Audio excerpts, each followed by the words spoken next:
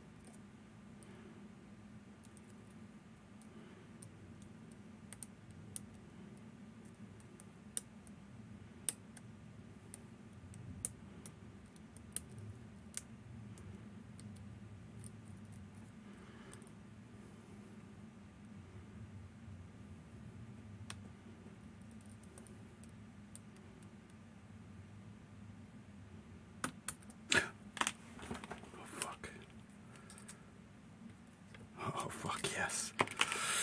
Oh, fuck yes. Alright. That is a picked Fichet 787.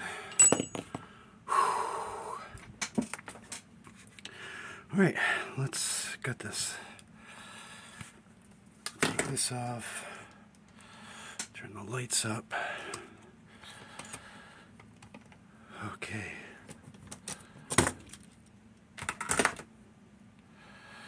You can see that is picked.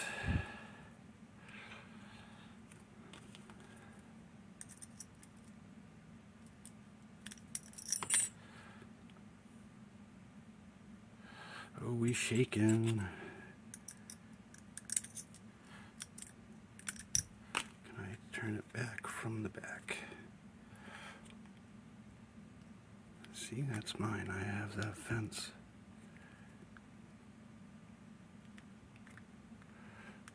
All right, let's show you what's inside. Whew, does it still work?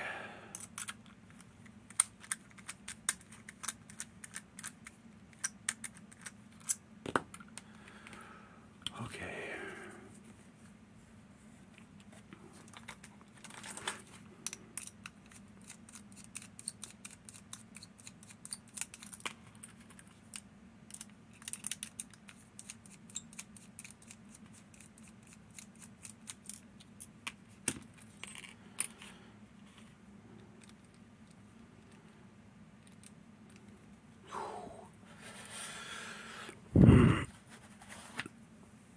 There's a good amount of hours in this lock. Learning feedback was really tricky. These all in view. Alright. And I can't actually fully gut this. I'll show you why in a second.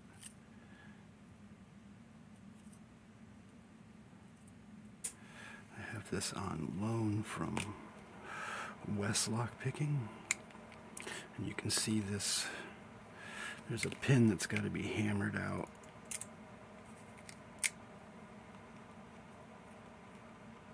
This one right here. And I'm not pushing that pin out, so I can't actually pull this whole sleeve out. But we can show lever movement.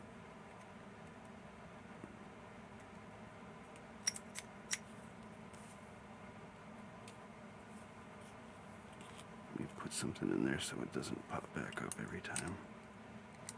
Let me put the key in the right way. What did I do? Turn the lock all the way around?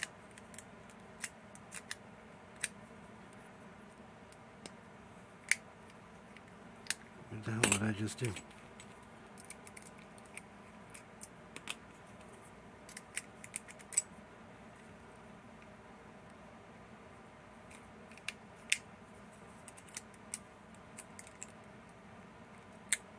There we go. Okay. Yeah, I was not holding this core back. So let's put these springs back in so I can push this core and show things better.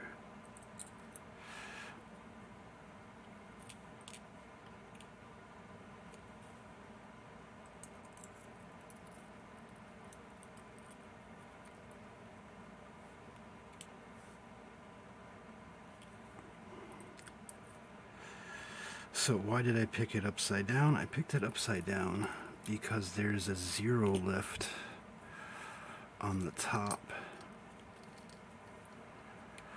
So I wanted my tensioner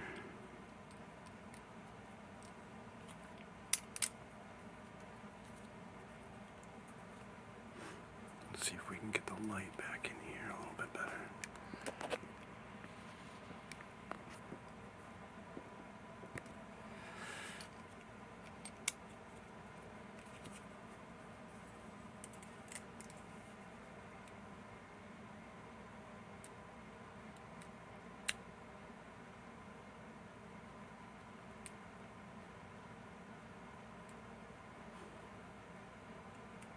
So all that's in here is gears and some levers.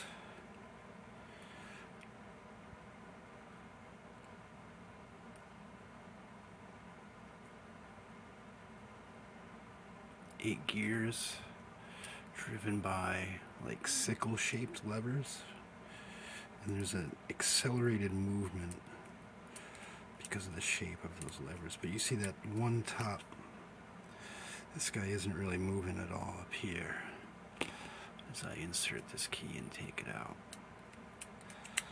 And so I put my tensioner, because when you're doing these thumb style tensioners like this, they like to slip up. So by finding an actual zero lift there, I was able to push down, and if my tensioner started to slide, it would just get caught on the zero lift on the lower right here.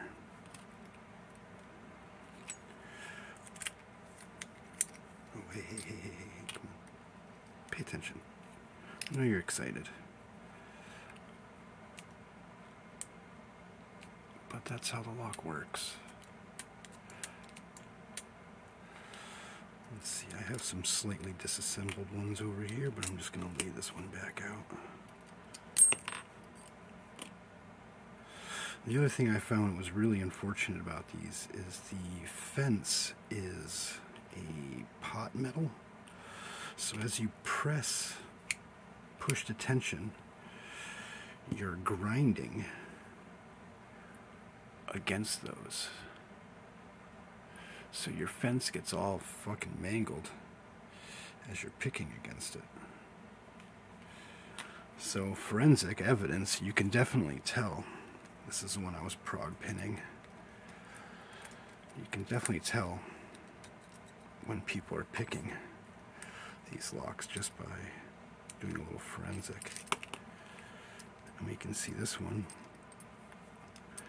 I can dump all this out actually. We'll dump this out up top here.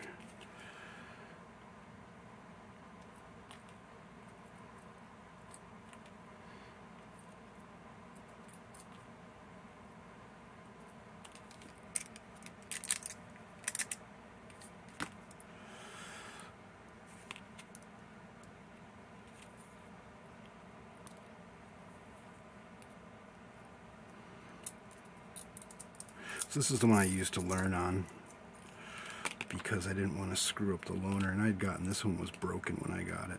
You can see that there's missing pieces of warding, missing chunks up here. It was kind of mangled and messed up. But this is essentially how the lock works. This is just the bottom half I had set up. You can see the levers all the way in the bottom driving the gears.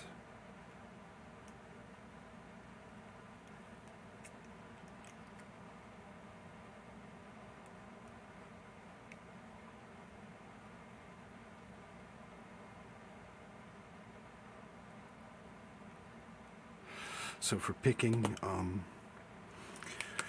the more tension you apply, the harder it's going to push into your fence. See, even this fence is all mangled up.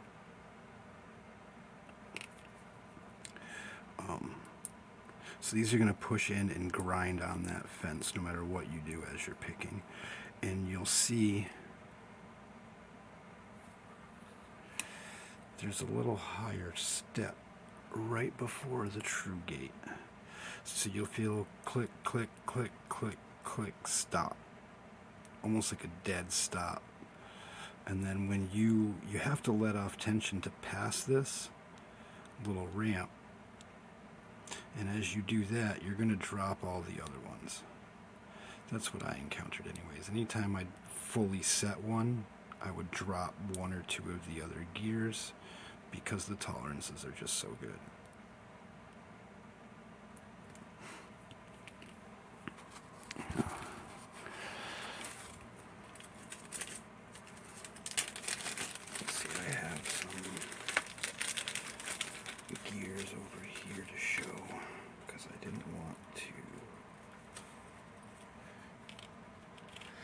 Got someone else's lock, and here's some examples. So this is, they can break.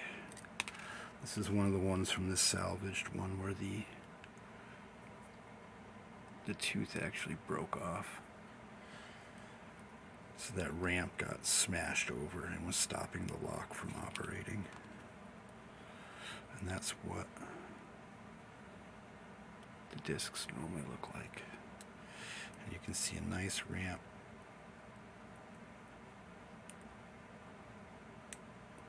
And with the accelerated movement from these levers, because they're crescent-y shaped, when you hit that ramp and you flutter tension just a little bit and put pick pressure on, you will just jump the true gate. So you have to let off tension and just pulse your pick pressure of varying pressure, like just slowly ramp your pick pressure up as you're slowly letting your push tension off. There, does that make sense?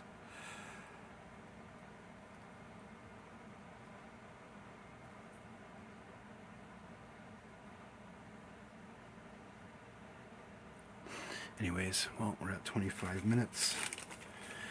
That is a picked Fichet 787 interior.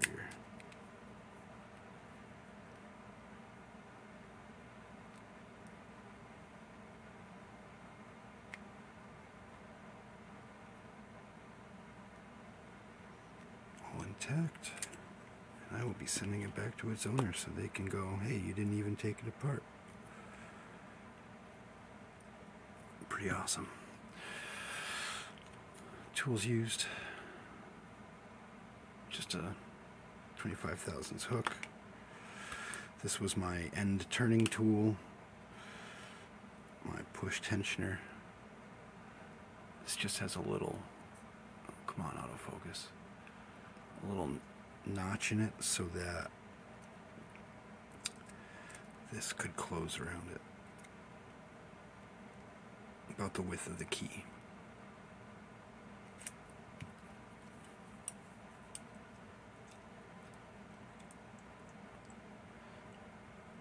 That makes any sense? Because if the shutter doesn't close all the way, it won't drop in and open. And then the rest was a push tensioner, was just a quarter epoxied on coin. But anyways, that was my cue that my video is over 25 minutes, so I'm gonna have to put this last 2 minutes on the end and hope it's all good. Bidding was no lift, 1 serration, 2 serrations, 3-ish, and the other side was 2, like 7, 6, 5, about that. That's how many clicks per gear tooth, and then the ramp.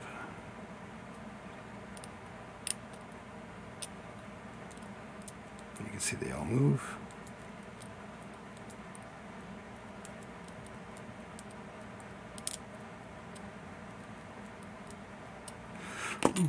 Thanks a bunch for watching.